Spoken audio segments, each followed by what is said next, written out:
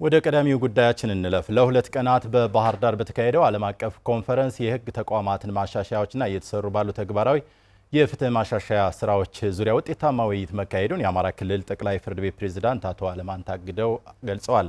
በሕግ የበላይነትና አማራጭ የሙግት መፍቻ ስርዓቶች ዙሪያ ሲካሄድ የቆየው ዓለም አቀፍ ኮንፈረንስን አስመልክቶ የጠቅላይ ፍርድ ቤቱ ፕሬዝዳንት መግለጫ ሰጥተዋል። ካሳው መንጌ ተከታትሎታል። ቀጥሎ ይቀርባል።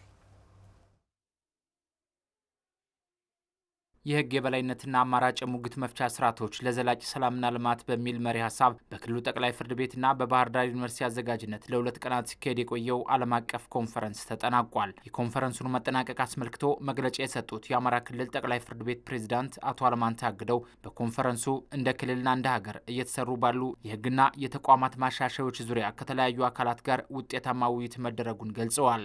እንግዲህ በዋናነት እንደ ሀገር እየተሰሩ ያሉ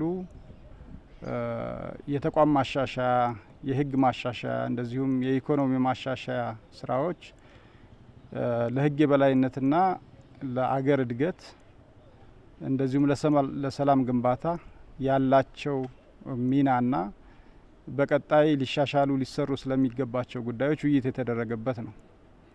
በዚህም እንግዲህ ፖሊሲ አውጪዎች፣ ሕግ አስፈጻሚዎች፣ ሕግ ተርጓሚዎች ለቀጣይ ስራቸው ግብዓት የሚሆኑ ነገሮችን ከነዚህ የውይይት መድረኮች አግኝተዋል። እንደ ሀገር ዓለም አቀፍ የግልግል ዳኝነት ማዕከል ለማቋቋም እየተሰራ ባለው ስራ የክልሉ ጠቅላይ ፍርድ ቤት ይህንን እውን ለማድረግ በባህር ዳር የግልግል ዳኝነት ማዕከል ለማቋቋም እየተሰራ ላለው ስራ ግብዓትና ተሞክሮ የተገኘበት እንደሆነም አቶ አለማንታ ገልጸዋል። ካለው ነባራዊ ሁኔታ አንጻር ተግባራዊ ሊደረጉ የሚችሉ ምክረ ሀሳቦች የቀረቡበት ነው።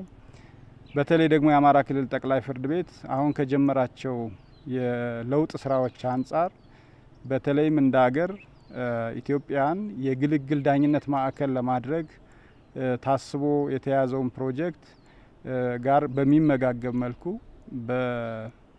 በጣና ዳር አባይ መነሻ በሆነው ቦታ ላይ ወደ 150 ሺህ ካሬ ሜትር ቦታ ወስዶ ዓለም አቀፍ የግልግል ዳኝነት ማዕከል ለመገንባት ዝግጅቱን ባጠናቀቀበት ጊዜ እየተደረገና እንደዚህ አይነት ማዕከላት ምን አይነት መስፈርቶችና ግብዓቶች ማሟላት አለባቸው የሚለውን ከዓለም አቀፍ ማህበረሰቡ ከፍተኛ ልምድና ግብዓት ያገኘንበት ነው። የውይይቱ ተሳታፊዎች በቆይታቸው በከተማዋ የተለያዩ የልማት ስራዎችን መመልከታቸውን የገለጹት አቶ አለማንተ እንደነዚህ አይነት ዓለም አቀፍ መድረኮች ለክልሉ ሰላምና ልማት መነቃቃት ትልቅ አስተዋጽኦ እንዳላቸው ገልጸዋል። ተሳታፊዎቻችን ከሁሉም ሀገራት ማለት ይቻላል ከብዙ ሀገራት የመጡ ናቸው። በነበራቸው ቆይታ የጠቅላይ ፍርድ ቤትን ጎብኝተዋል። የባህር ዳር ከተማን ጎብኝተዋል። ብዙ የልማት ስራዎችን ጎብኝተዋል። በጣና ላይ የጀልባ ሽርሽሮችን ሲያደርጉ ነበረ። በጣም ከፍተኛ ደስታ ተሰምቷቸዋል። ጥሩ ጊዜ እንደነበራቸው ያረጋገጡበት ነውና ይሄ ለሀገራችንም ለክልላችንም ትልቅ ጠቀሜታ ያለው ኮንፈረንስ እንደሆነ ለማየት ችለናል። እንደዚህ አይነት መድረኮችን ከሚመለከታቸው አካላት ጋር በመተባበር በቀጣይም የምናሰናዳና ግብዓቶችን እየቀመርን ለክልላችን የሕዝብ ኑሮ መሻሻል፣ የፍትህ መረጋገጥ፣ ለሕግ የበላይነት ግንባታ የምንጠቀምባቸው ይሆናል። በመድረኩ የተለያዩ ዘርፎች ምሁራንና ዓለም አቀፍ ዲፕሎማቶች የተገኙበትና እንደ ክልል ብሎም እንደ ሀገር ለፍትህ ስርዓቱ መሻሻል ግብዓት የተገኘበት መድረክ ሆኖ መጠናቀቁም ተመላክቷል።